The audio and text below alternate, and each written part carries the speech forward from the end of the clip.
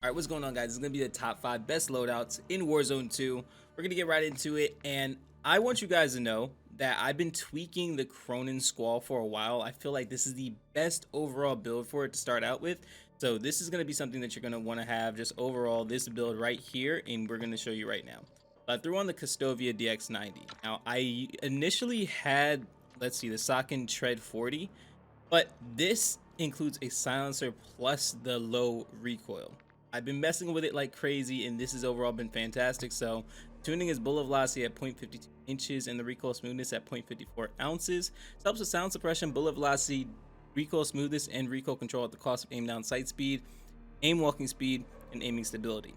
The reason I didn't choose one to help with damage range is because the Sakin right here, Sakin Tread 40, helped with vertical and horizontal recoil control.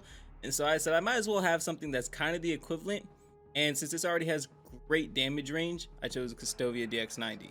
I threw on the HR 6.8 barrel for damage range, bullet velocity, recoil control, and hip fire accuracy at the cost of aim down sight speed, hip recoil control, and movement speed.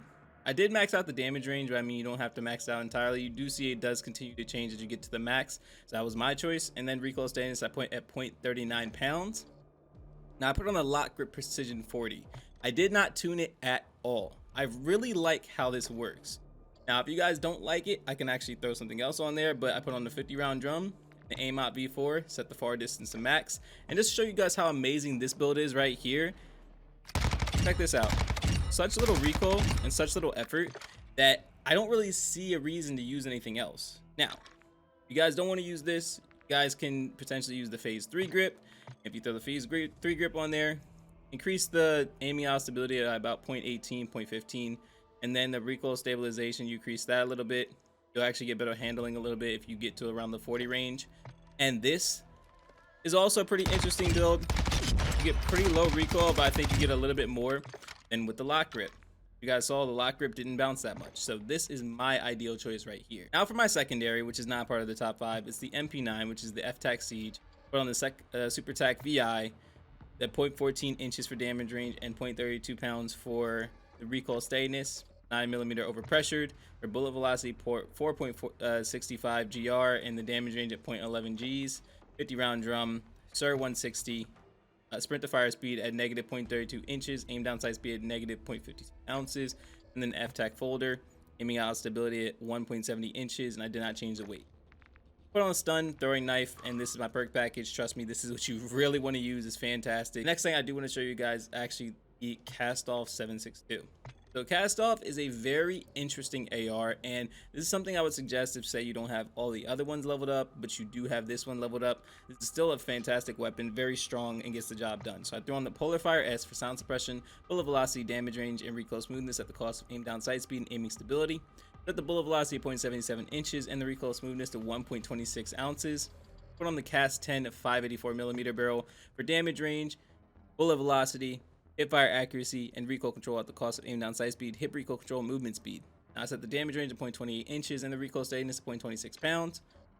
40 round mag, Demo X2 grip for recoil control at the cost of aiming stability. So I set the aiming out stability at 0.15 inches and the recoil steadiness to 0.29 ounces. Last but not least, put on the aim out before, set the far distance maxed out. Next is one of my personal favorites, the ISO Hemlock. I put on the Harbinger D20 for sound suppression, bullet velocity, damage range, and recoil smoothness at the cost of aim down sight speed, aiming stability, and aim walking speed. I set the bullet velocity at 0.87 inches and the recoil smoothness to 0.54 ounces. Put on the Fielder T50 for damage range, bullet velocity, hip fire accuracy, and recoil control at the cost of aim down sight speed, hip recoil control, and movement speed.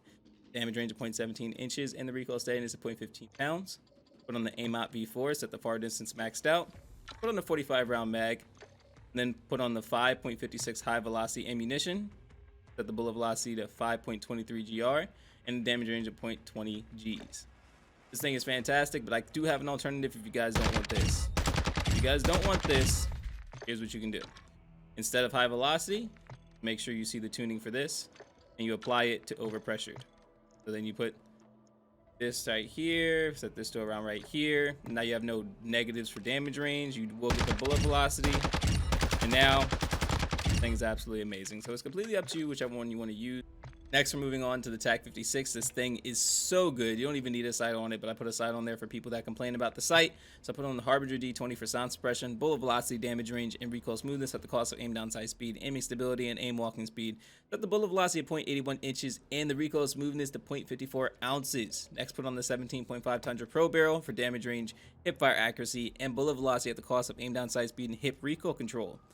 Set the damage range to 0.21 inches and the recoil steadiness to 0.35 pounds. Put on the 5.55 velocity for bullet velocity at the cost of damage range. Max out the bullet velocity, increase the damage range 1.61 Gs.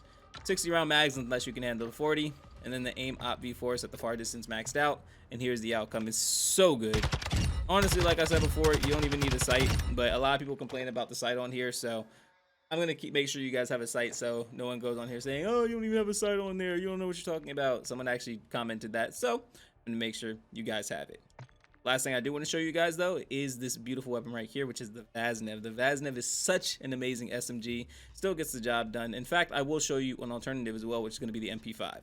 So, room pendulum for gun kick control, set it to 0.21 inches and aim down sight speed negative 0.65 ounces. This helps with vertical and horizontal recoil control at the cost of aim down sight speed and aiming stability. Put on the CAS 1381 millimeter.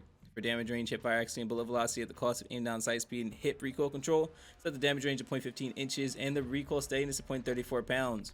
On the broadside FCT for aiming stability, crouch movement speed, aim down sight speed, and sprint speed at the cost of aim walking speed and recoil control. Set the aiming out stability at 0.70 inches and the aim down sight speed to negative 3.87 ounces. Put on the true tack grip for sprint to fire speed and aim down sight speed at the cost of recoil control. Set the sprint to fire speed to negative 0.15 inches. And the recoil steadiness to 0.58 ounces. 45 round mag, and here's the outcome. It's incredible, and I actually do have a silence version if you guys want a silence version.